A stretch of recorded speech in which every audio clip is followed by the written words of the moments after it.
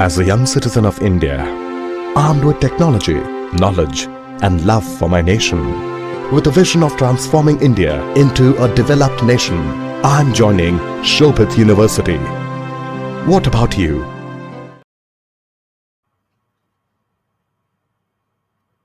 Very good morning to all the participants from India and abroad.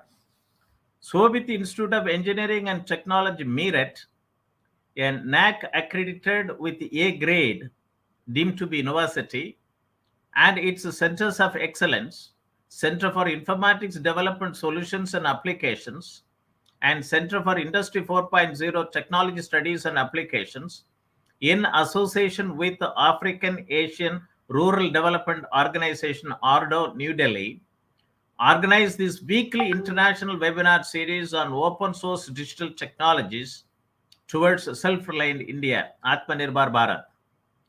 Today is the 102nd edition of the webinar series on a very important topic: creating shared value and being socially responsible, CSV and CSR or RSR.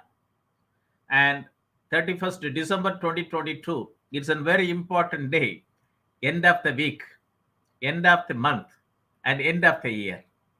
And we are very happy to inform that we were able to complete 102nd editions of this very important webinar series. And it is being viewed by research scholars, startups, NGOs, policymakers, both from India and abroad. And this ARDO facilitates the technology transfer being discussed in this webinar series for their member countries.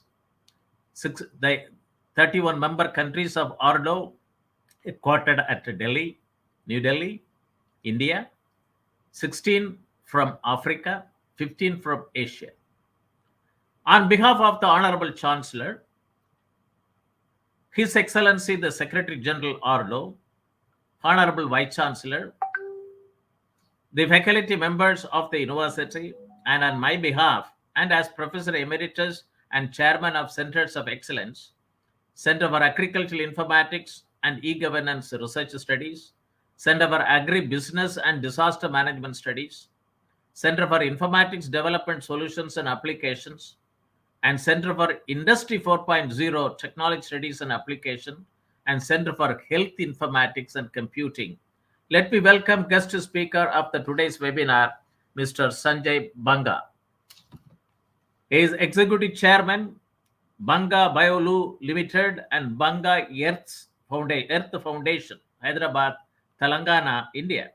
I wish to inform the participants and the speaker that the university regularly conducts two webinar series, namely National Webinar Series on Doubling Farmers' Income by 2022, Atmanirbhar Bharat in Agriculture, on every Thursday, and International Webinar Series on Open Source Digital Technologies towards Self-Reliant India, Atmanirbhar Bharat, on every Saturday.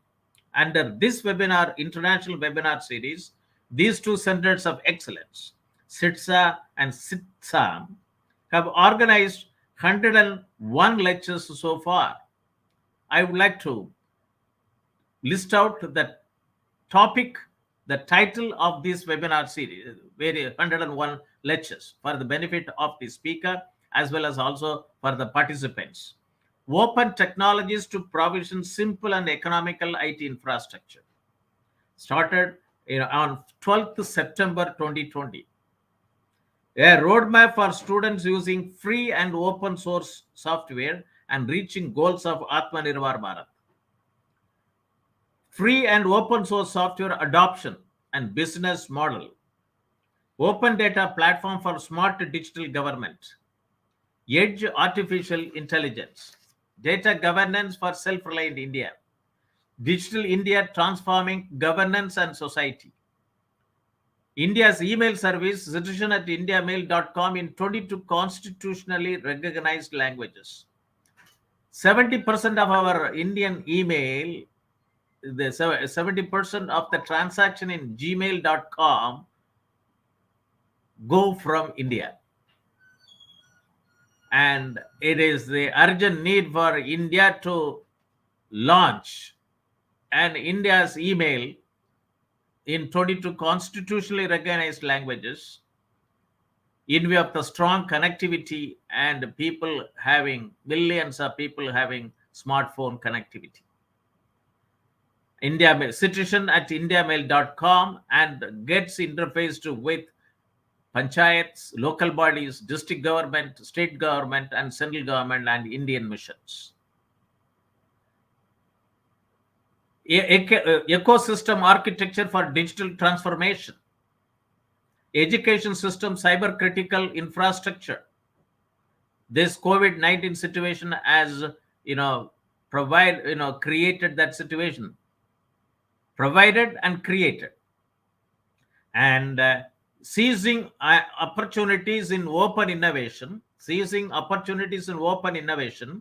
and value creation network in the digital world for self-reliant economy by Dr. Jabamale Vinanchi Arachi, by former principal advisor to Director General UNIDO. He delivered a talk on 5th December 2020, seizing opportunities in open innovation and value creation network in the digital world for self-reliant economy.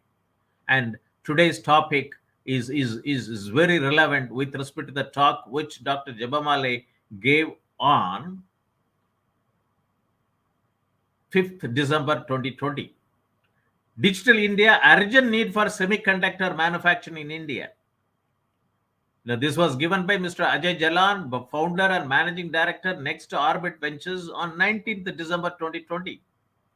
And I'm very happy that, in 2022, government has announced the manufacturing of fabs, semiconductor, fabs in India.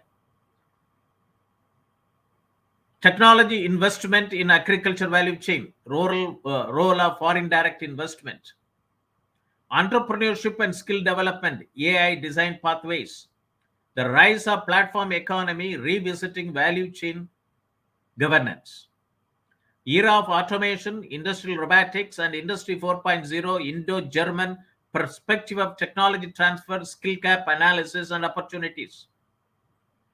Role of artificial intelligence in healthcare, current developments in diagnosis and vaccine research, digital agri-tech and agri-startup perspective, health informatics network value chain, e-health system and beyond, leveraging emerging technologies for ensuring transparent and traceable agri and food supply chain, unleash the power of citizen development for enterprise software development, e-governance models towards sustained quality services to citizen backed by technology. E-governance models towards sustained quality services to citizens backed by technology. Indian MSME to adopt Industry 4.0 technology capabilities, urgent needs for mentorship and accelerator program. Building public digital platform using microservices and APIs. Health informatics network value chain, early childhood development and learning. Health informatics network value chain, clinical AI. Interface between machine learning and health informatics. India has about something like more than 50,000 primary health centers and same amount of primary health centers for animal health. And there is no clinical AI. Disease discovery has to be there at the primary health center. But in India, everybody goes to super specialty hospitals. All developed countries, disease discovery disease identification is in the primary health center. So it is the need to have a clinical AI interface between machine learning and health informatics. Here, health informatics means human health, plant health, animal health, soil health, water health, fish health, and environmental health. It is a $1 trillion data economy. And health informatics network value chain, importance of social medicine and community health in the times of health emergency. Gravity filter, a simple low-cost solution to the drinking water treatment in rural India. Open source GovTech startups empowering growth with automation. Digital transformation in small enterprises and small businesses of India, challenges and opportunities. National Digital Twine Program, need for a robust geospatial infrastructure. This was held on 26 June 2021. Lot of smart city programs, lot of money has been spent. There is no geospatial twin infrastructure. It is very necessary. And this has been voiced. I don't know. Many developed countries have got digital twin for geospatial digital twin programs. And if this is not there, and smart city program cannot be successful. Industry 4.0 in MSME, benefits of indigenously developed collab of software from National Informatics Center. Mass serialization and anti-counterfeiting solutions to fight illicit trade. Cyber security, risk, challenges and solutions. Intelligence approach to reduce cyber risk. New Internet IPv6 root server toward Atmanirbhar Connected Bharat. In this talk, we have talked about the India needs about at least 10 IPv6 root server. During the regime of IPv4 address regime, none of the root servers are in India. Maximum 14 root servers. 10 are in America. And 2 are in Europe. 1 in China and 1 in Japan. And that was frozen in 1984-85. And this has to be voiced.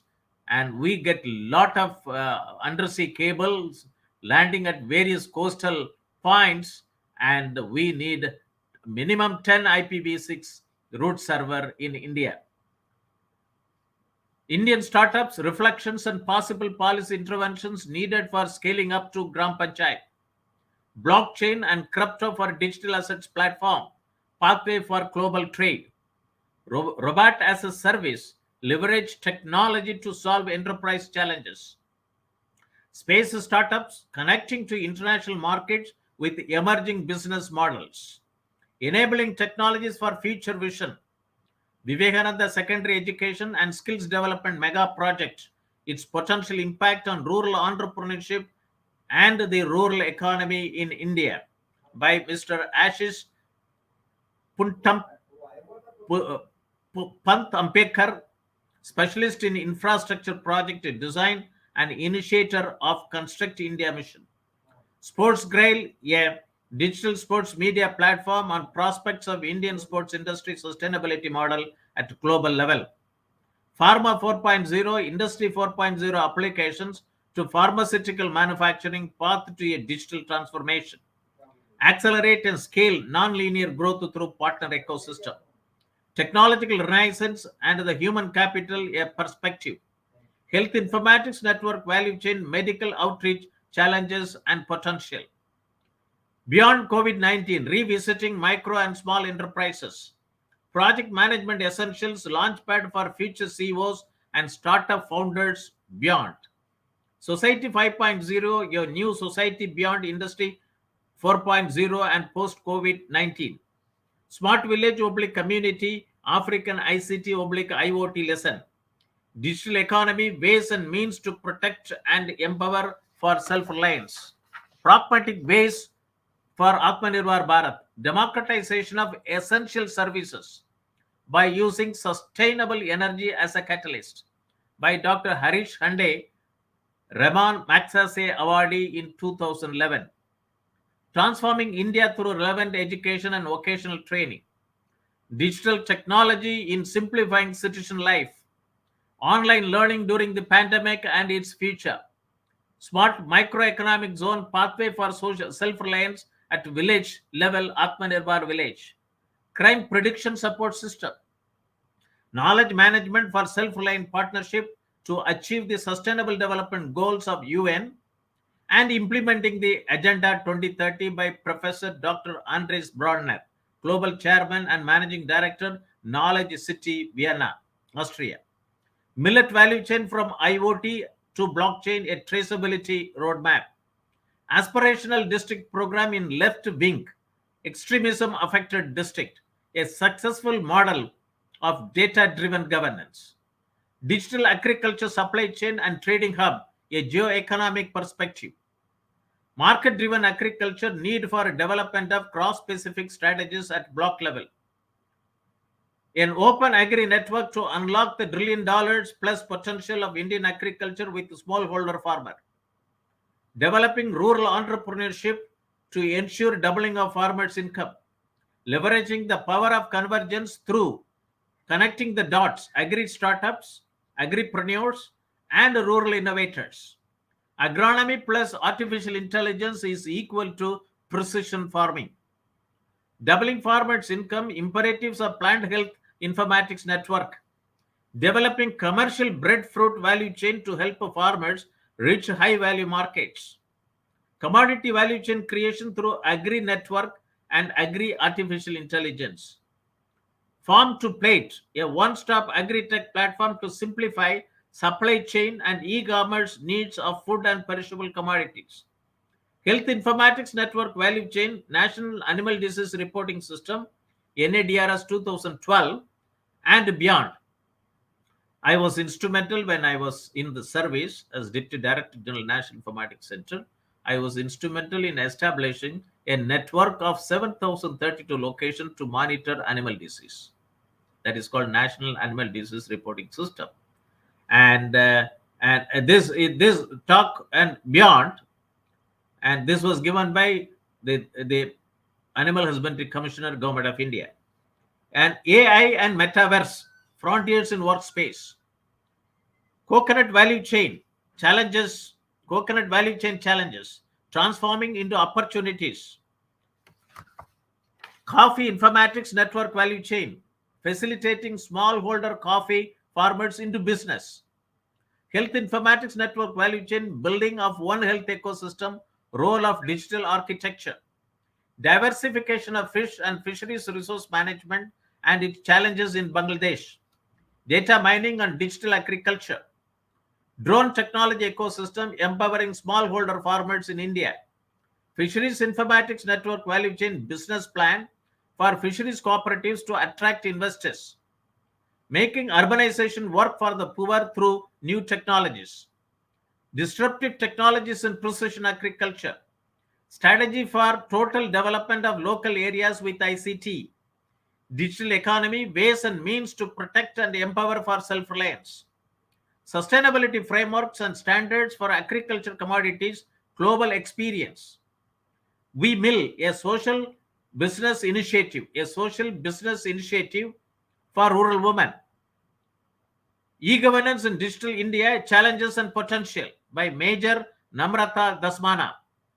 Applications of AI and digitization in agriculture and animal husbandry. Organic and natural farming certification and way forward. Transformation through technology. T3. Pathway for industries to embrace digital, operational, and knowledge transformation for participating in global value chain. Health Informatics Network Value Chain, digital health analytics, to leading to digital twin for better health care.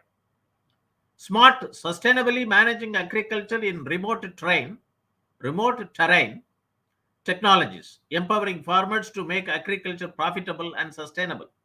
India becoming drone technologies global hub by 2030. Opportunities, challenges, and way forward. Regeneration and acceleration of agribusiness through digital transformation. Connect One, a connecting platform for empowering farming community. An NRI based at Australia is doing wonders in India. Changing landscape of entrepreneurship in the digital age by Dr. Kavita Shanmuhan, co-founder and director, OD Practices. That was last week. And today is the 102nd edition of this very important webinar series. We will have the talk by our guest speaker, Sanjay Banka, Executive Chairman, Banka BioLoo Limited and Banka Earth Foundation, Hyderabad. and a very important topic, creating shared value and being socially responsible. India is said to be a land of villages. Acharya Vinoba Bhave said, India is largely an agriculture country and a country of villages, having more than 6.25 lakh villages. Agriculture sector is the foundation of Indian economy, and it employs more than 50% of the India's workforce and contributes almost 17 to 18% of its GDP. And it is a main source of food, employment, and income for 70 to 80% of the people suffering from hunger in developing countries. Farmers of India facing serious problems due to multidimensional problems, price fluctuation, debt, lack of infrastructure, and weather. An Indian farming community comprises of over 14.5 crores operational holdings, of which 85% farmers having small and marginal size operational holdings. They need timely, location specific, and personalized information for effective control on their production risk and then market their produce to identified market opportunities.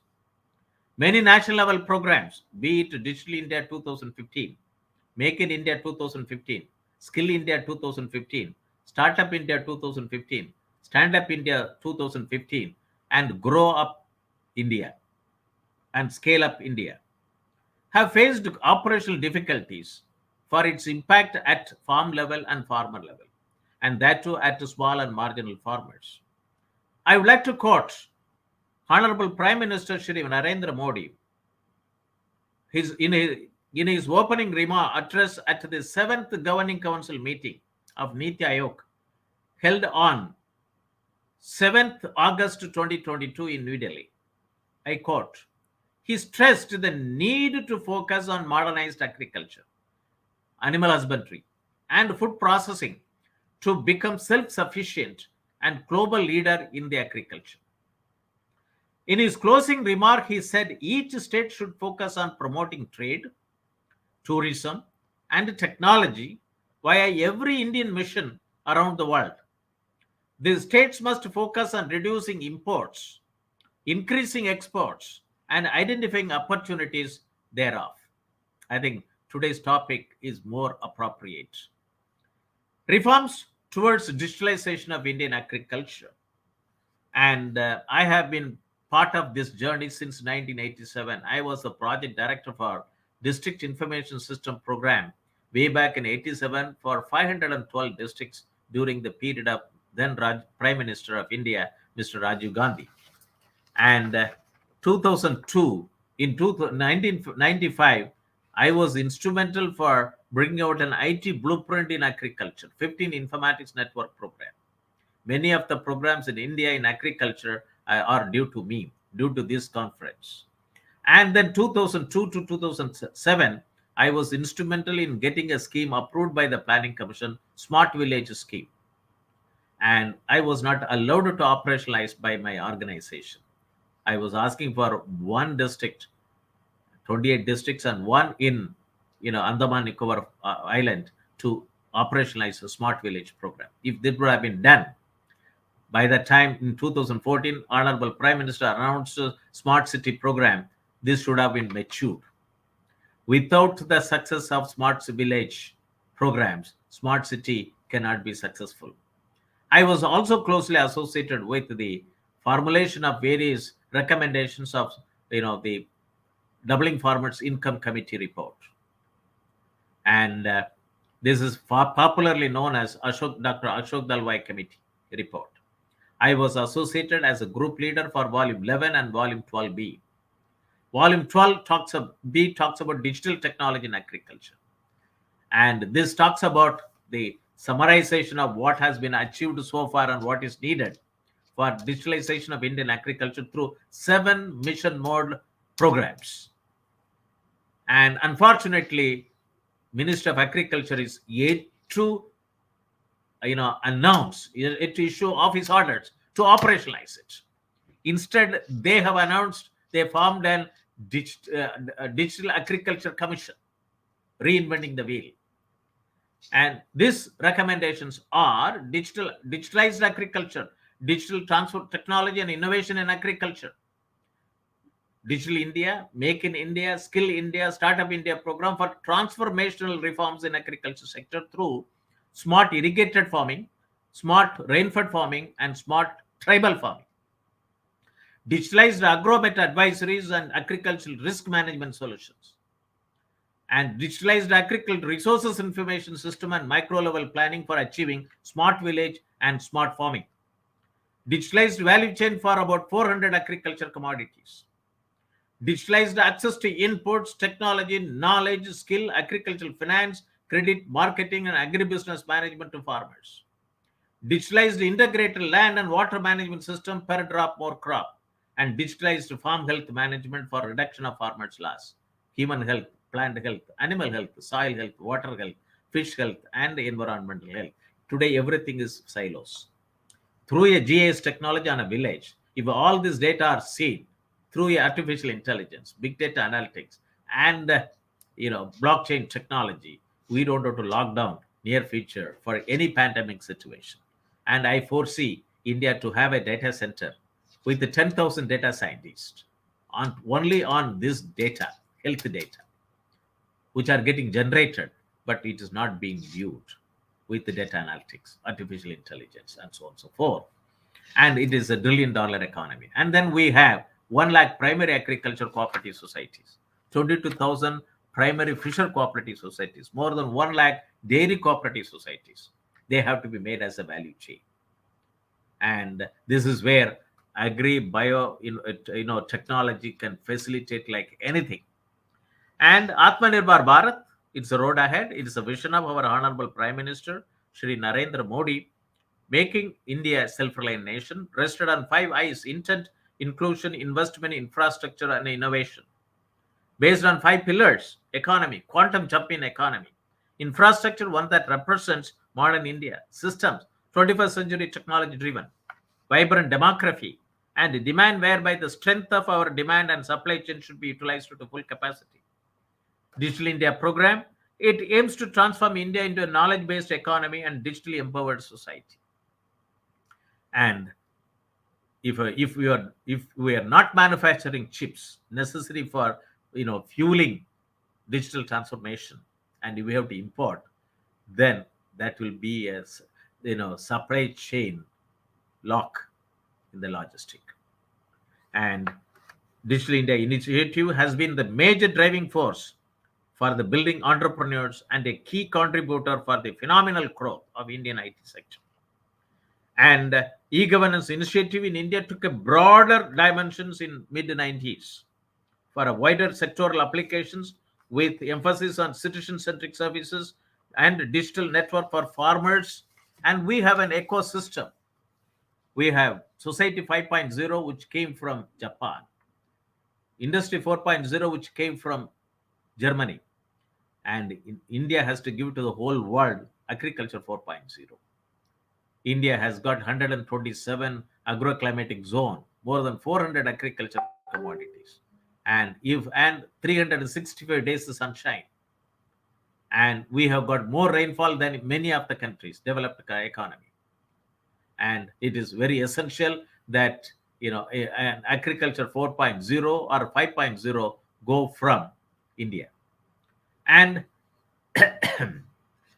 and Digital India provides, aims to provide the much needed thrust to many pillars of the growth area through broadband highways and universal access to mobile connectivity, e-governance, and e-kranti. And this is a rise of platform economy, digitalized world, and digital ecosystems are essential for digital transformation in the digital world. Emerging technologies are artificial intelligence, 5G, IoT, serverless computing, biometrics, augmented reality, virtual reality, blockchain, robotics, natural language processing, and quantum computing, and so on and so forth. We have seen green revolution during the period, initiated by Professor M.S. Swaminathan. And now it is a period of another green revolution.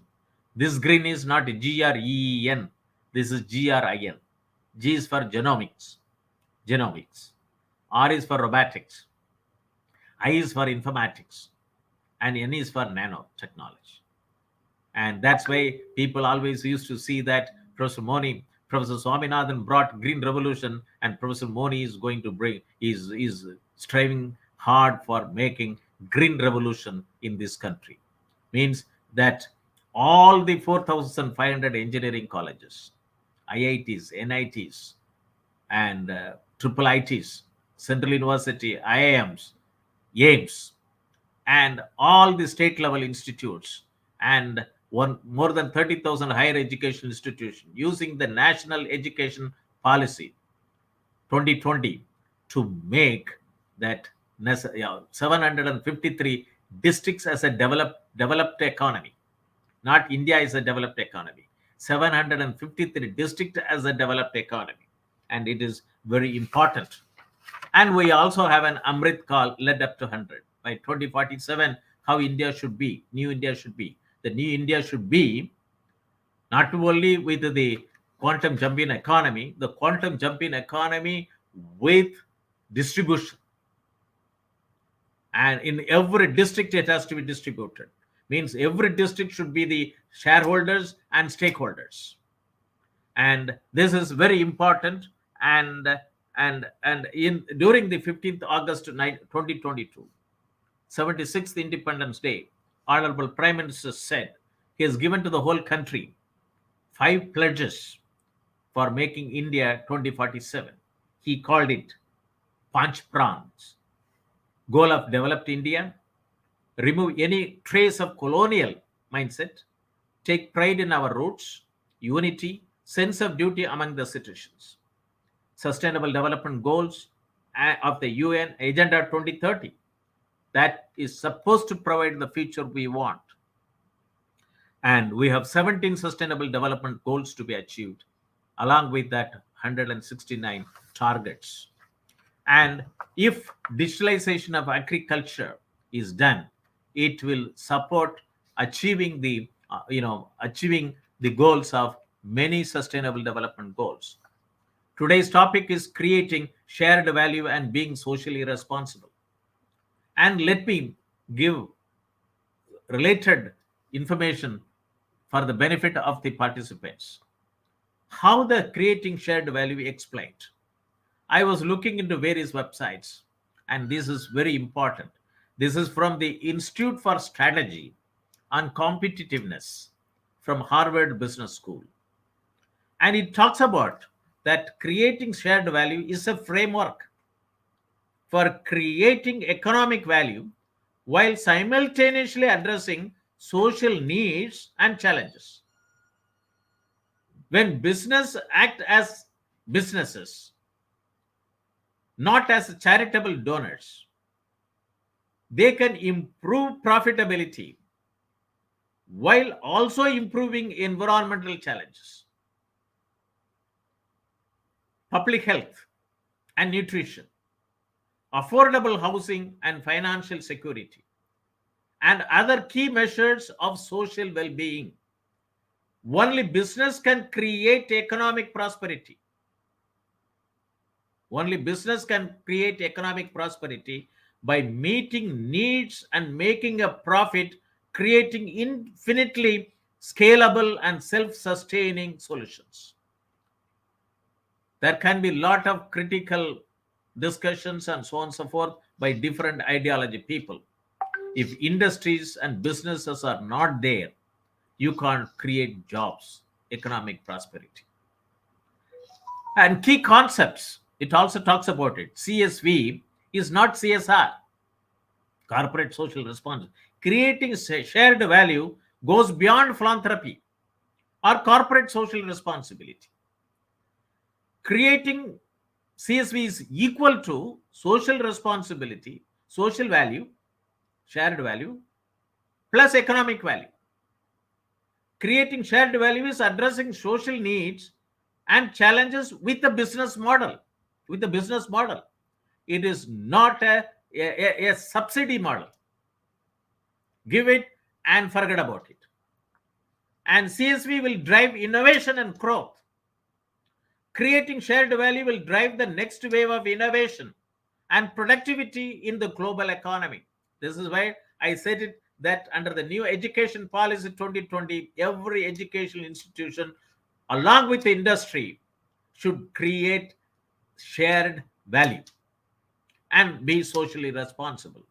That's why the university, the vision is education empowers, and it's very important. And businesses have the potential to be more effective than governments and NGOs. That website talks. Businesses have the potential to have more effective than governments and NGOs in creating and marketing solutions to community problems. And I was listening to recently our honorable Prime Minister's interaction with the head of the Facebook. He said the government has no business in businesses. He said it very clearly. Government has no business in businesses. Social needs and economic value creation. And it talks about how the company productivity takes place. It is based on workforce skills, focused on the workforce health, workers' safety, affordable housing, community economic development, water use, and energy efficiency, and environmental improvement and education. This is why I thought that it's today's topic, and after I looked into your website, I thought that I should also bring in for the benefit of the speaker, the participants. Social deficits and environmental impact create economic costs for companies. Social deficits and environmental impact create economic costs. Community weaknesses affect company productivity. Social needs represents the largest unserved market opportunity. Social needs represent the largest unserved market opportunity. And I was also, we have been using Lifebuoy for decades together. I use it. Then I looked into it. There is a Lifebuoy soap study, and it's a case study, and it talks about that they created the meeting the needs of unserved customers. In 1894, it was created by William Lever. It is a parent company of Hindustan Unilever Company here Limited, to combat cholera in Victorian England. Today, Lifebuoy is the world #1 selling germ protection soap, and it has changed the behavior of 139 million people. This is the social responsibility, creating a shared value by one commodity, Lifebuoy. And it also talks about a history. And in India, 2007, we talked about adoption of inclusive growth, 11th five-year plan. Still, we talk about inclusive growth even in the Amrit Kal, let up. Macroeconomic growth with focus on, inclusive growth. And voluntary guidelines for corporate social responsibility, 2009. Parliamentary Standing Committee on Finance, 21st report on Companies Bill, 2009. National Voluntary Guidelines on Social, Environmental and Economic Responsibilities of Business, 2011. Business Responsibilities Reporting, 2012. And 2014, mandatory provision of CSR under Section 135 of the Companies Act, 2013, coming into effective from 1st April 2014. Nestle creates a shared value by improving consumers' understanding of nutrition, creating access to nutritious food, encouraging healthy habits, and promoting an active lifestyle. So it's a business. It's a social, it's very nicely said it. Social needs represent largest unserved market opportunities. I do not know. It is the responsibility of all the educational institutions who teach management studies to bring ideas, thesis to the companies. And that's why I thought that I should quote all those things for strengthening our talk today. And there is also another, this is another topic which talks about that, that Mangwar and Daud. It refines three characteristics of creating shared value and define creating shared value as a strategic process through which corporations can solve a social problem which is relevant to its value chain, while making economic profits. It is 2021, the published in 2021, latest article. And that's why I thought it is more relevant to quote this paper. It is that it is a strategic process. Creating shared value is a strategic process through which corporations can solve a social problem relevant to its value chain, and while making economic profit. Being socially responsible. Your topic is fantastic. Being socially responsible. And sometimes they say that corporate social responsibility means of achieving sustainability. It is not philanthropy. Adopting key social responsibility principles such as accountability and transparency can help ensure the long-term viability and success of any organization or system. Another tenet of social responsibility is the triple bottom line, which I also saw in your website, known as people, planet, and profit. And this also is available in a website, American Society for Quality. In 2010, the International Organization for Standardization, ISO, published an international standard, ISO 26000, to help organizations assess and address their social responsibilities. So the quality triple bottom line is bounded by three standards: ISO 9000/9001, societal, it is for management, ISO 9000/9001, and societal is ISO 26000, social responsibility, and environmental responsibility is ISO 14001. So these three standards takes care of that to organization to assess and address their social responsibility. I do not know how many organizations are responsible for this, for adopting, or have they adopted it. Corporate social responsibility is a management concept whereby companies integrate social and environmental concern in their business operation and interactions with their stakeholders. And I don't know how CSR has been operationalized in India. And CSR is generally understood as being the way through which a company achieves a balance of economic, environmental, and social imperatives, while at the same time addressing the expectation of shareholders and stakeholders. In this sense, it is important to draw a distinction between CSR, which can be a strategic business management concept, and charity, a sponsorship or philanthropy.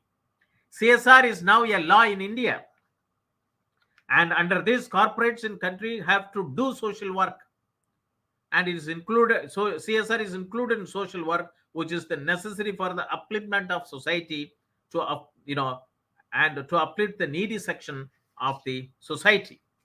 And CSR law was enshrined in the Companies Act on 1st April 2014. And sustainable development of goal 6. And I was seen from your profile, and you were very much enthusiastic and also optimistic about goal 6 achievement. It's about clean water and sanitation for all. And I think you are the only organization in India to have a sanitation value chain. And I was quite impressed by the flow chart which is available in your website. For my documentation, I also took it that. And also quite impressive your Banka BioLoo Limited. is a research-driven, award-winning enterprise engaged in developing innovative water, sanitation, and hygiene infrastructure. Water, WA, sanitation, S, and H, wash, and services across the nation. And this value, this is a value impacting India's value chain every day. And you are the person to be given Padma Bhushan Award. And 10,000 plus BioLoo across the 22 states, 1.5 plus million liters of water recycled, 10,000 plus youth employed, primarily from low-income families, 2,000 plus biotanks installed in train coaches. I have witnessed it. I have used it. 13,000 plus bio-toilets maintained and monitored daily in train coaches. And 1,500 schools were provided with bio-toilet blocks through CSR. It's a new perspective, builds is a new perspective, builds room for curiosity, and finding answer to those is the key. I took it from your website. Balance between science, sustainability, and social impact to create an economic value is in your DNA, and I have felt it very happy.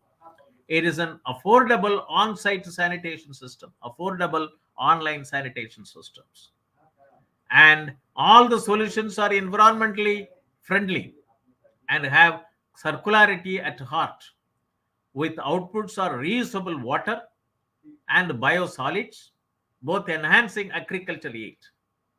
That is very important. I think we should take up pilot projects, one district in every state, with respect to how to enhance agricultural yield, and document it, do research, and then publish it, make it as a policy paper.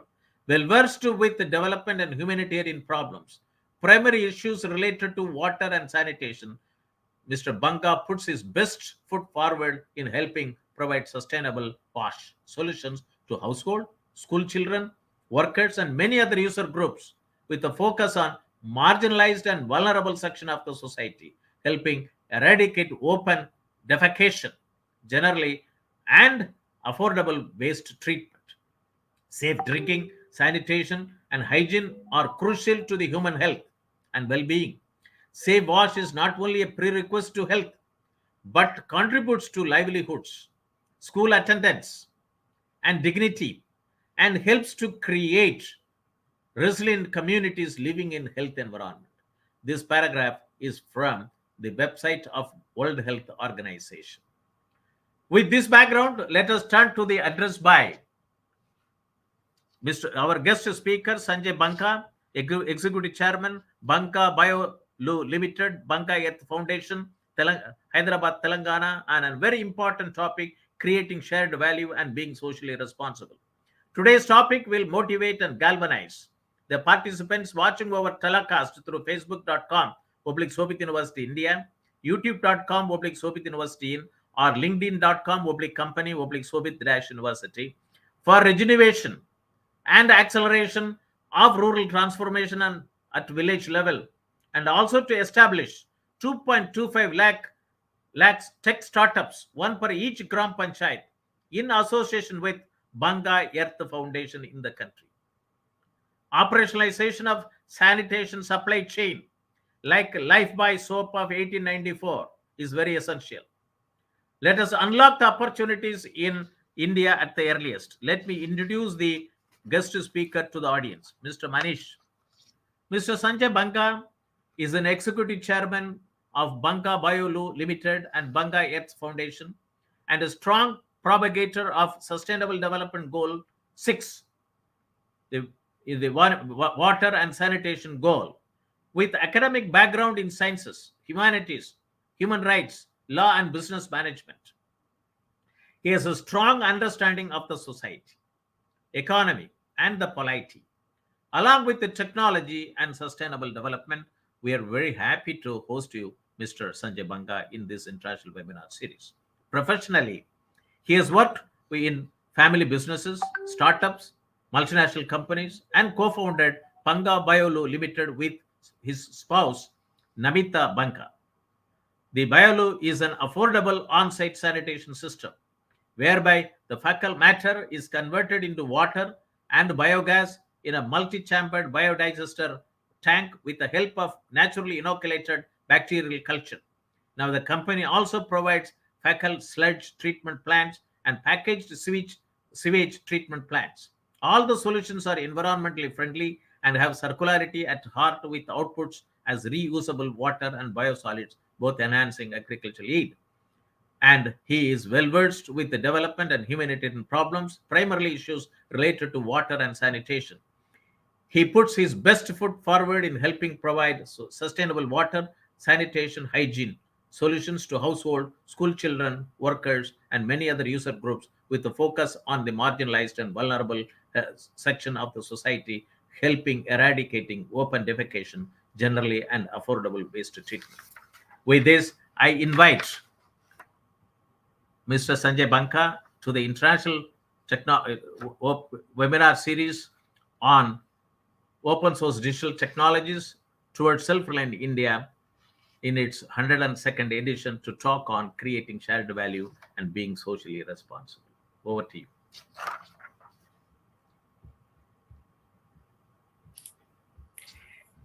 Thank you, Professor Moni.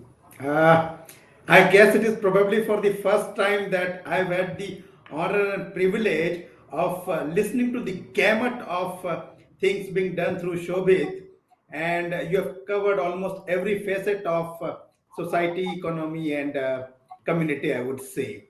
And it's an honor and privilege to be here, sharing the dais with you. And whatever concepts you elaborated on creating shared value, being socially responsible, the people, planet, profit is something that we put to use every day through our operations, through our solutions. And as I talk through, I'll be happy to share a few pictures that will exemplify whatever you have talked about. The entire ethos of sustainability is something that we work with. Uh,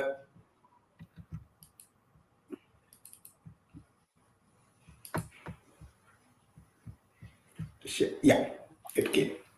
So, I think, okay. right. Everybody able to see? Yeah, yes. Right, thank you.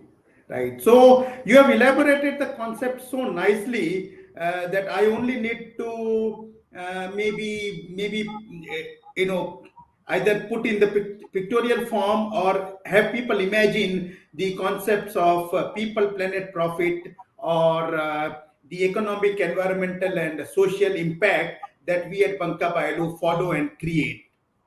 So we have been in the sanitation business since 2012, and this is the picture of 2022. I think early this year. Never ever did we see a group of boys or girls worshipping the toilet. So this was something which not only made us immensely grateful, but also put us in a situation that how big a responsibility that we are carrying on our shoulders of providing the basic facilities such as water, sanitation, and hygiene, and especially to the school children. We always believe in the concept of holistic education, and classroom is not enough. So this is a school in Gujarat where the boys and girls they are putting the swastik sign, and this is something which touched our heart and the company that supported it. So CSR program of companies through that we provide bio toilets in schools across the country, and it is our pet theme amongst all the sanitation and wastewater treatment activities that we undertake. The school sanitation program or BioLoos in school is the favorite and is very dear to our heart. So taking on from there, we'll see some of the other solutions that Banka Bio provides. So the picture on the upper left is a bio toilet. Uh, so the bio toilet comprises a toilet cabin or a toilet structure, and then we have the biodigester tank, which goes underground in the case of stationary bio toilets, such as in schools, communities, houses, work sites, etc. And then in the case of train that you see, it is below the train toilet. So we undertake bio toilets in stationary environment as well as in mobility. And the concept is not very difficult, not complicated. We believe in technology being embedded, but not very high cost technology, which some of the Western countries are following. So we won't say low tech, but low cost and adequate technology is something that we proliferate, that we work on. So the bio toilets, they don't need any energy in the treatment process. You have already in your opening remark talked about how the bio toilet functions. So the waste matter, the fecal matter goes into the biodigester tank, is treated on with the help of bacterial culture, and out comes water. This water, it either can be used for gardening, agriculture. With further treatment, we can use the water for other aspects such as domestic and industrial. If people are not keen, then we let the water go underground through a soak pit, and it recharges the water table. So all in all, either we reuse the water or we recharge the water table. So complete loop is there, an autonomous system as such. We call it fit and forget. People don't have to do anything, not to bother about the usage and everything. So we have been doing it for the last 10 years. The company was founded in August 2012, and we completed a decade of sanitation journey August 2022, and happy to carry on. So while we do the stationary bio toilets, the one that you see on the left upper, train bio toilets or bio toilets in Indian Railways is something which is very close to our heart. And initially we installed the biodigester tanks in the trains, or rather retrofitted initially. And now we undertake operations and maintenance of these across different zones. So we have dedicated team members in different parts of the country who ensure that the bio toilets are functioning efficiently and effectively in trains, so that the passengers have a nice journey, a nice and pleasant journey. Now, one of the positive outcomes which people have not been really able to pay attention to is that these bio toilets, they ensure a fecal matter-free environment for the vast, I would say, crores of people living near the railway tracks, the informal settlements or the slums.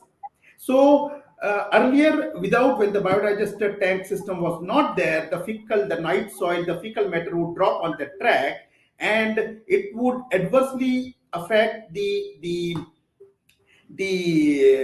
colonies close to the rail tracks. But now this has changed. So while the trains, the passengers, the railways have benefited in general, I always see that the informal settlements, the marginalized slum dwellers, they have benefited much more through the introduction of this system. And they are very, I would say, reasonable compared to the vacuum bio toilets or similar ones that are installed in Western trains.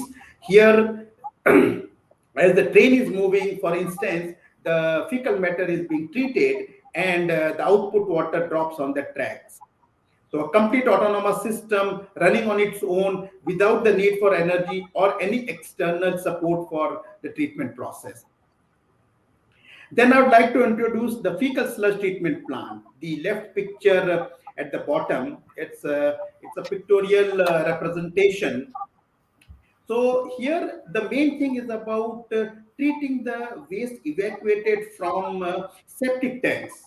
So the tanks, the trucks, they evacuate and bring the waste to our fecal sludge treatment plants, and then the process goes. We take a help of nature a lot. So it's not about technology alone, but we try to inculcate nature. So one of the first things that is done is through the system of flocculation, the solid and liquid are separated. And then the large bags that we see in the picture, these are the geotubes. They act as filtration, and the waste is put in the geotube, and over a period of weeks, 3, 4, 6 weeks, the water comes out of the geotube or geobag, and inside remains solid. That's how it is. So we let the nature, do its own task. The water that comes out with marginal treatment, we use it directly for agriculture, gardening, and things like that, horticulture. The solid that remains, it is left to dry for a few weeks. Before that, it kind of becomes completely dry, and it has and we provide it to farmers for as a substitute for fertilizers. So as we see, these solutions, they are on site, not very high cost, with a mix of different kinds of technologies, uh, with a lot of nature and natural elements involved, and ultimately benefiting the society in some way or the other. As you said earlier, biosolids, biogas, and reusable water. So that is the ethos with which we operate. All our solutions are on site, not requiring additional external support, and we want to ultimately do away with the sewer system as much as possible, so that the government doesn't have to get involved. Anything you were saying, Professor Moni? Yeah, it is. This one slide itself is it is a vast lessons and learnings. And even the train, before the one I talked about it, the Western model system, which has got a flush automatically. I think that is where your toilet has been fit, and it is beautiful. Nothing stays inside. Nothing is. It's very clean. Even then, the water flows, and that has to be seen by the outside. Not it is this one, but the Indian model, where it is everything choked. Even in Satabdi, we have seen it. We are coming on the other day on 27th from Amritsar.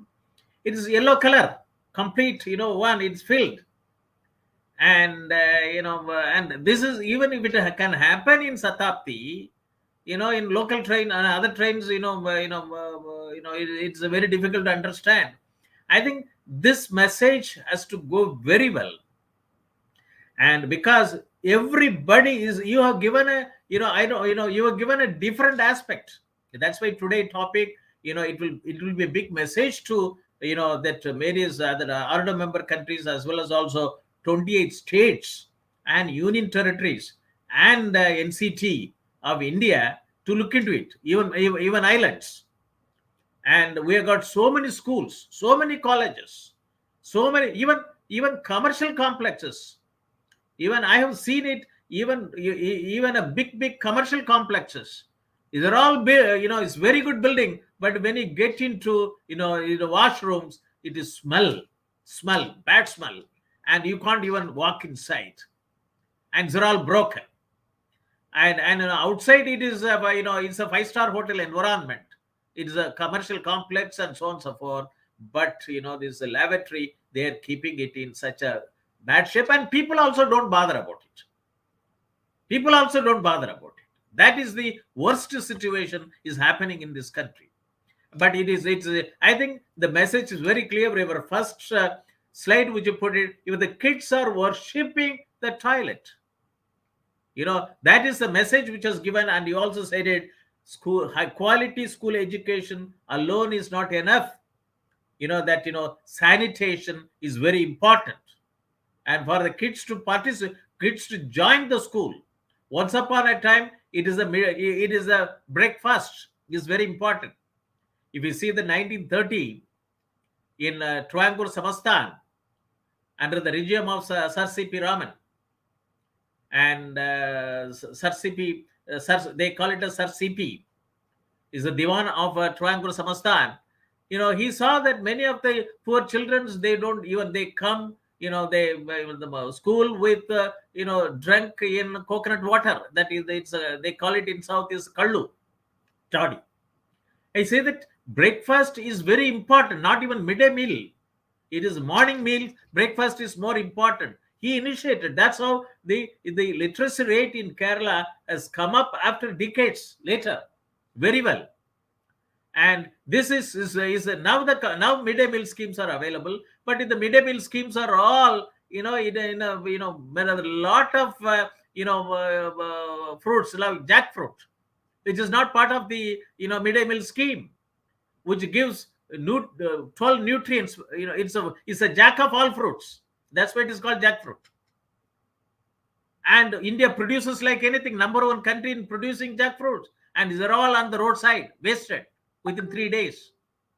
So all the jackfruit should be the part of midday meal scheme, like you made it as the sanitation program, bio toilet in every school, primary school or secondary school, and it's very important. And this is and this slide as well as all those, the second slide conveys everything. And this is where it is a social responsibility as also that shared value, because it generally impacts the society very effectively.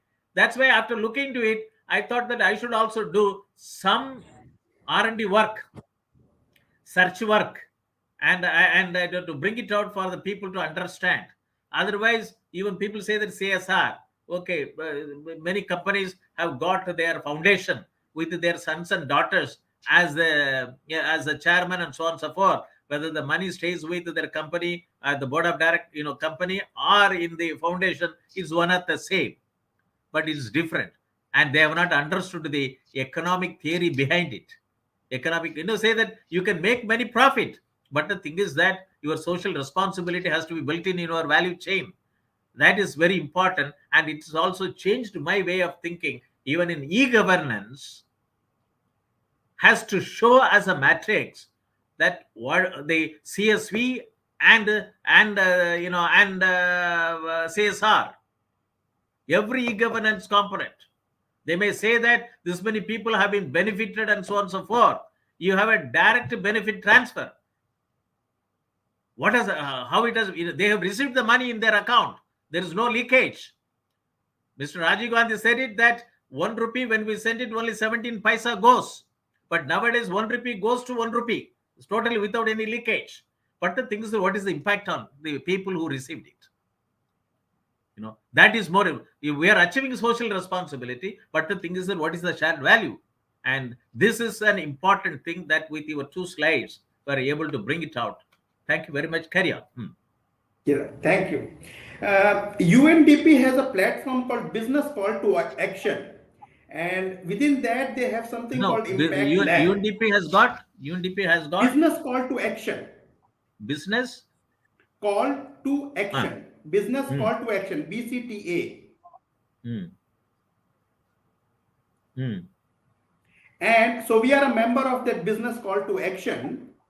And amongst the other things, they also have this something called Impact Lab. So when they had introduced the Impact Lab, we were one of the first enterprises to participate. And with their help, we measured the social impact created by BioLoos in schools. So with Havels India Limited, we were doing 100 schools bio-toilets program every year from 2015 to 2020. So in the year 2019 or 2020, we undertook this impact assessment program with the help of this Business Call to Action. And a report also was published wherein it was confirmed that the school attendance improved, dropout rates decreased. Similar studies have been there otherwise also. But we also did this impact assessment study through our own BioLoo program. So what I want to also say is that a lot of organizations are there which are willing to help. We are an SME, we are a social enterprise. So to organizations such as this, there is a lot of help and support available to undertake such studies or research and development. And as you said, we'll be happy to work with Shobhit on case studies and similar things. Not only case study, but since we also have different centers of excellence, so that needed research and also academic programs, human resources, skill development programs can be done. And it is available as an ecosystem.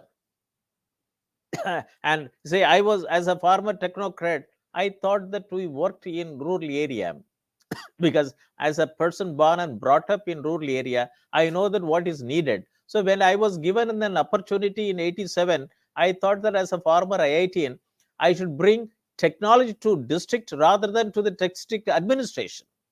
So that's why I was given only district information system of a nice district word, 6-letter word. I visualized 28 sectoral database development programs, not what the district collector wanted it. And now, and that was even with a forward by the then Chief Cabinet Secretary, Mr. T.N. Sheshan, and was presented to the 5 district collectors conference organized by Mr. Rajiv Gandhi, one in Bhopal, one in Jaipur, one in Imphal, one in Coimbatore, one in Hyderabad. And that's how the whole program came. And today nobody knows, nobody wanted to know. The bureaucracy today don't know, nobody wanted to know. And when I was asked, when I was given this one, my boss called me that this is a 6-letter word. You do whatever you want it. Because NICNET and DISNIC. NICNET is the network putting in VSAT and Xenix server with 5 terminals. Desktop with the 5 terminals. But the thing is that even you put a pipe, and that time it's a VSAT with a very low speed, I think 1024 bytes per second, and that is 1988-89. But the thing is that water has to flow. There has to be water information. So I thought that, okay, let me go and study Kerala. What type of information they generate? Many people asked me that, why did you take Kerala? I asked him that, yes, it is the state which has made literacy program successful, family planning successful. So it has gone to throughout India. And let me also try. But people said that, this is a communist state and they will not allow computerization to take place. Let me try. But it was true. And I went some of the states where I was conducting seminar workshops, I received black flags that go back. Nowadays, our honorable Prime Minister, when he goes to Kerala, he says either go back Modi. And those days, go back Moni.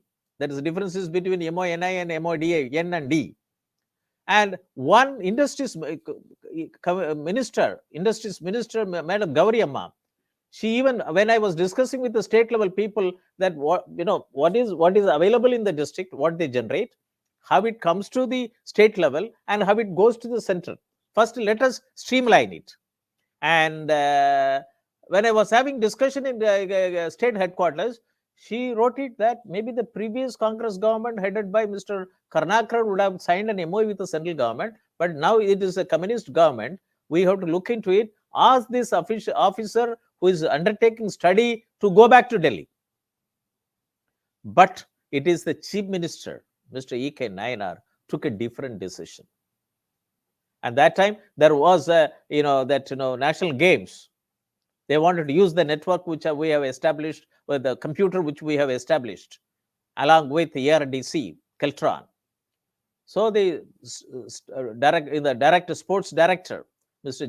Gigi Thompson, he was later retired as a chief secretary to government of Kerala, and the sports minister, Mr. Neena Logita Dasanada, they both of them came and asked me. I told him that I was told that the file has gone to their decision making center, AKG Center, Trivandrum. It may be in coma for years. So next day was the steering committee meeting of national games, where honorable chief minister and the previous 2 chief minister, Mr. A.K. Anthony and Mr. Karnakaran, and they took a decision that let us use the network. Then later let us have a call on that and the programs. But due to the real capability of the Kerala then chief minister, Mr. A.K. Nayanar, is that it's a national scheme. It's for the whole country. We should also get benefit out of it. But if you would like to spend from state budget, that we'll have a different, call. So that's how today you can see that Kerala is an IT hub, and people do not know what is the role of Mr. Moni and that time as an young executive, and what is the role of then Chief Minister E.K. Nayanar and his previous Chief Minister, and Mr. Neera Logita Dasanadar, Sports Minister, and Mr. Gigi Thompson, the Director Sports. And this is how the development takes place. That. Please continue. Please continue. Thank you, Professor Moni. Yeah. So yes, development is something which it takes a lot of effort. I mean, for me personally, for other team members, your presentation is not yeah. I'm taking that up also. So okay. I wanted to share that there are not, I would say, I don't know whether I could call them barriers, but development is not easy. When we explain about environmentally friendly system, or how Mother Earth has to be taken care of, we cannot have water contamination, water pollution, etc. It is not easy. I have talked to many. Mr. Banka, Yeah. From your point of view, you say that fine, but a person was born and brought up in government systems as a technocrat, where I was able to, visualize that the earlier version of e-governance, what is to be computerized, how I operationalized it, and then how the government schemes were, many government schemes and the state, province, federal and provincial, how they are not interoperable. It is not that today technology is available thanks to the various central governments, decision makers done it. This is the first country in the whole world you have a national informatics center, from district collectorate to the Rashtrapati Bhavan, and with the central government funding 100%. And but unfortunately, the block level officers are not technology savvy. They don't want to learn. They are not being trained. I said it very clearly that the primary health center, the doctor goes as an MBBS doctor, joins, and he's never trained on various technologies and so on, so till his retirement. And every aspect you say that below district, he is a block development officer at the block level. They are blocking the development for their own survival. And and then district level, is there all one government schemes? Who developed the government schemes? These are all come from different places. That's why I said it that the time has come that 753 district has to be a developed economy. They have to develop economy with what resources which they have. And all the higher education institution located in the district has to become a think tank. And this is, they don't have to look for Niti Aayog in planning commission here or the equivalent state planning board in their headquarters. Even the district has got a development board, and the development board is a board. And this is very important. And this is where even the 102 editions and another 105 editions I read it in agriculture, in a deep driving different aspects. And that's why I said it, the country needs 2.25 lakh tech startups and agri-tech startups. You can't depend upon this 753 districts people. They are all taxpayers. They enjoy taxpayers' money. After their retirement, their pension. After their one family pensions, and so on and so forth. But many of the educational institutions are UGC funded. At least those institutions should have a social responsibility, and the district administration should have a corporate responsibility to have a continuous dialogue with the educational institution, rather than showing that we are here for a law and order situation and I should receive garland every day and day out. You have a protocol that is different.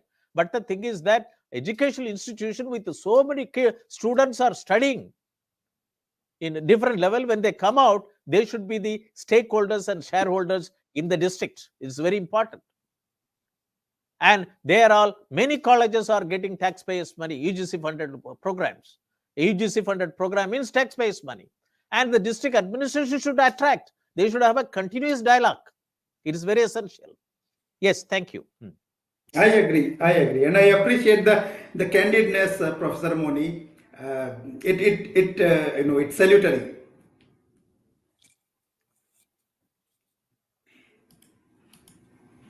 So you talked about the state of condition of the commercial complexes in cities.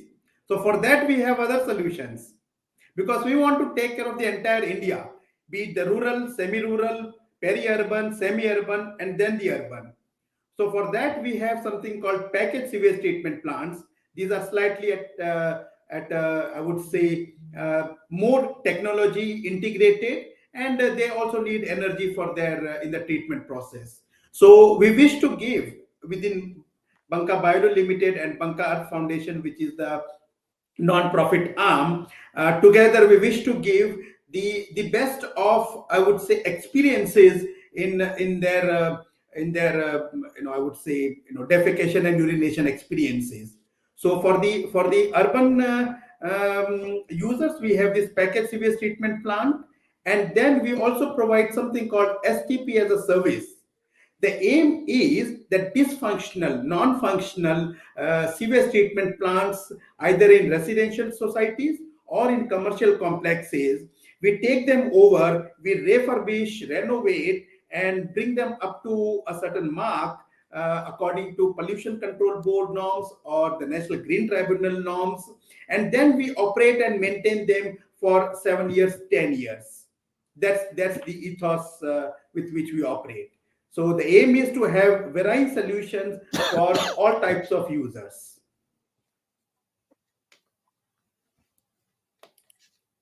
Here I wanted to share the social, environmental, and economic impact. So as you will see, goal 6 is the primary one, and then we the benefits are to education. So goal 4, then we employ a large number of people, that's decent work, goal 8.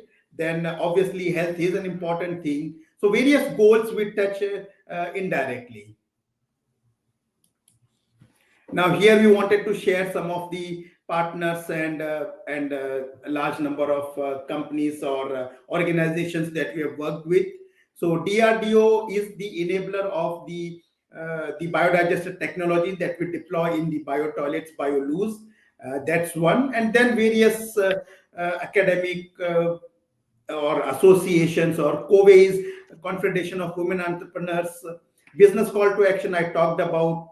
We are a member of Sanitation and Water for All, which is a global organization. SME Climate Hub. So all the solutions are climate friendly, climate complementing. So we work with either directly, indirectly, or a part of a community dedicated to sustainability, social responsibility, economic benefit, with environment at its heart. So Banka Bio and Banka Earth Foundation. Thank you, Professor Moni. Thank you. Just 1 minute. I think it is. You can come out of your presentation, and if you have any videos, you can also show the videos for the benefit of the participants if it is available. And they are there on YouTube. Okay, but I thought I wanted the session to be more interactive, so that is where I did not touch the video part as such. And but if one video which is that how the sanitation supply chain works, that can be a part of this discussion. Like either in the school or in the how the agriculture yield, how Right. you do it, how it goes, and then how even in the even for agriculture one, if you can pull out the YouTube which is Right. available in the YouTube, and you can show it. It will be very nice that. I am trying, Professor Moni. Mhm. And meanwhile, Yeah. let me also put it that your 10 years journey, it's a very important. And it is not, Thank you. people say that everything is washed away, but it is not being washed away. And, it's washing, our environment, and it is facilitating it. And you also, you talked about quality, the quality education is in very important. Quality, the sanitation is, the wash program is strengthening the quality the uh, literacy rate going up, means that school level entry is increasing. And that is a very important thing, that.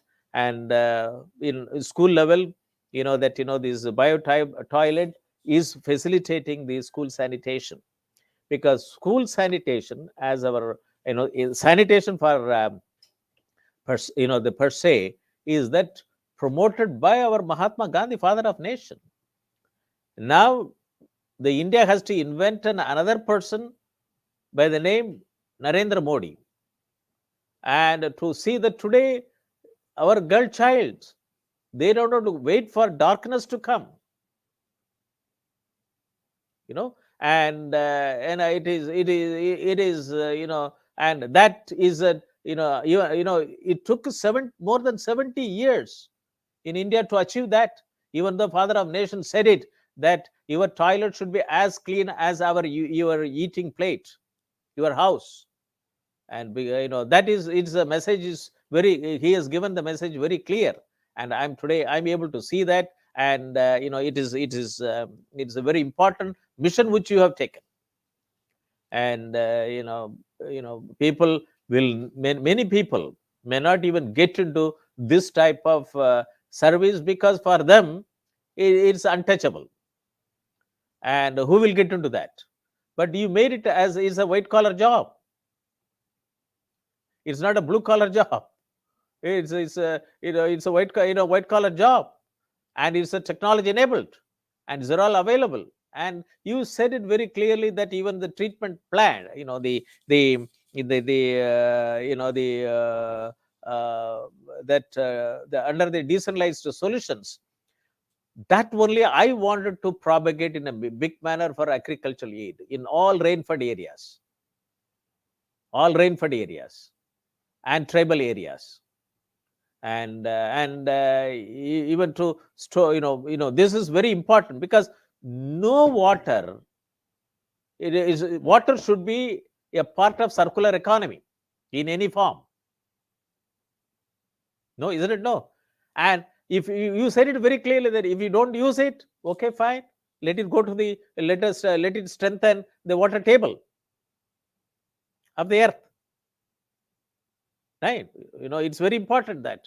So this we should see to that, maybe every state one block or one district, and then one block will see to that, or a cluster of villages, how this program can enrich, facilitate agriculture yield, and how that use of chemical fertilizer has gone down. So this is very important. And I liked it. Everything in this country has to be a value chain. And food as a value chain. And the Dr. Ashok Dalwai committee also talks about digitalized agriculture value chain for about 400 agriculture commodities. Then it will make all the shareholders and stakeholders to get to do that, and also can be found out that who should get what type of benefits, and bring in fair trade models, practices, so that the farmer also, if he produces, get some share of the profit, which is the last man in the value chain gets it as a retailer from the the customer. So that is very important, that. So this is very. And then you also said it that the wastewater sewage treatment plant as a service urban STP as a service. And it is all, because urban as a service means Y&M is built in. Y&M is built in. And, this is very important. Even this can be promoted, this has to be promoted as an research and development and operational project.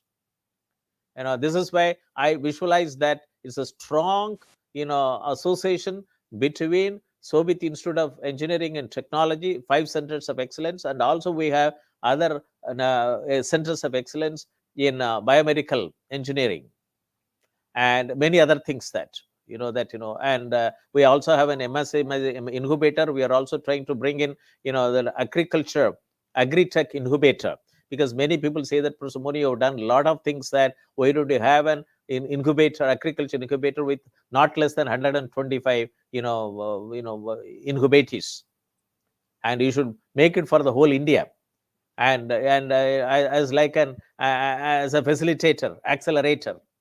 But I'm looking for some investor to come and do that, and that is very important.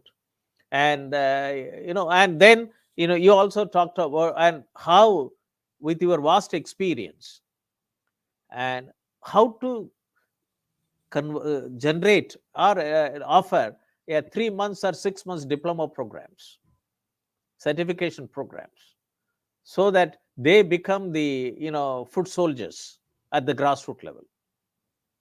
Fine.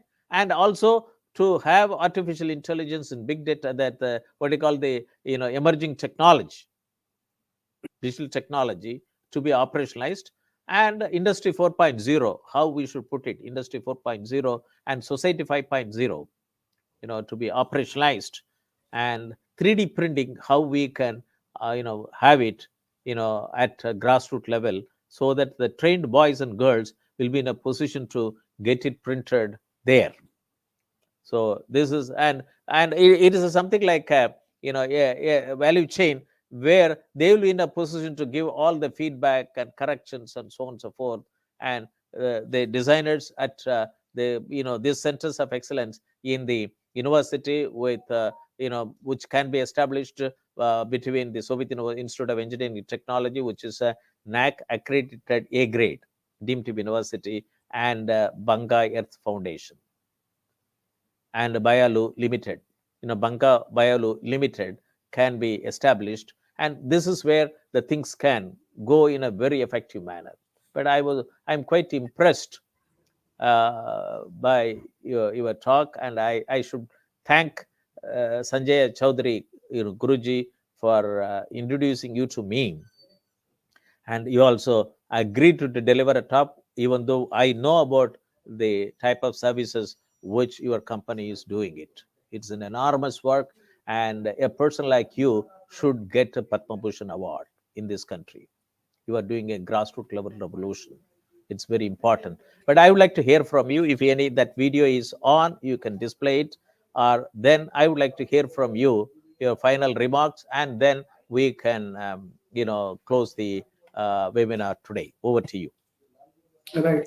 So the video that I have, it's not related to agriculture. It's more about generally sanitation, etc. So I think we may leave that for now, Professor Moni. Okay. Yeah. And I mean, I think you have very eloquently put everything that I wish to share. So nothing more really. I mean, you talked about the girl child. So for us, the girls and women, they are primary, I would say, beneficiaries of the system. I, in fact, personally like to say security, dignity, and health hygiene. These are the 3 components by which the women folk, they are, I would say, the primary beneficiaries of the BioLoo more than the men. That's how I've always been putting it. And we wish to solve, I would say, 2 things. One is treatment of used water, wastewater, sludge, sewage, whatever we call that, so many names are there. And at the same time, generate something out of it, which is again reuse. You talked about the value chain. So this is again our aim, to provide some kind of water security. So in the commercial complexes, the wastewater that is treated, It is used for flushing and for the landscape area within the complex directly. And then with further treatment, the leftover water is used for something else. So that's how it is. Not only treatment, but also recovery of resource to be used thereafter. I think that you can let us sign an MOU between the university and your its foundation, and we'll also prepare a research proposal based on research for further to bring in, because you rightly said it, and there has to be curiosity to use technology. When you have a curiosity to use technology and advanced technology, then you can identify the gaps in social needs. And when you identify the gap in the society needs, then you can find out your curiosity will increase. And once the curiosity will increase, and then the university researchers and the people from industry can work together to bring in how to fill the gap through various R&D programs and capacity building. So these are all some of the things which we should do that. And I uh, you know thank you very much, and uh, for taking this time out of your busy schedule. And it is above all, it is a big learning for me. And I was able to, because of this talk, I also had a deep dive in understanding many aspects. And I think you know we have to see that this has to be a key word for maybe I will put it this screen and framed and put it in front of my chair, in front, against my wall, so that every day I see it, because you have to create a shared value, and you should be socially responsible. And this is very important. So I thank Mr. Sanjay Barka from my heart. You have done a wonderful, professionally meaningful, and thought provoking, and a relevant talk to this nation, to the country. And also that, it will be relevant for the member countries of Ordo, and also for other countries of various other continents. It's very important. And because the outputs are daily coming, this is the input for your technology, your plan is being generated every day. So this is a one that it is not, there is no supply chain lock. And let us work together. And today is the end of the week, end of the month, end of the year. And tomorrow is the new year 2023. And I, on behalf of our Honorable Chancellor and His Excellency Secretary General Ardo, and His Honorable Vice Chancellor, faculty members, and on my behalf, as a Professor Emeritus and Chairman of these Centers of Excellence, we wish every participants and all the speaker of this session a prosperous new year. And let us march ahead for providing appropriate technology for rural economy to shine, smile, and roar. So with this happy note, I would like to close the webinar and leave studio. Thank you very much. Thank you. Thank you, Professor Moni. Thank you. And these solutions are very effective in African countries as well. We'll be happy to take them there. Okay, very nice. Thank you. Thank you. Thank you. Thank you.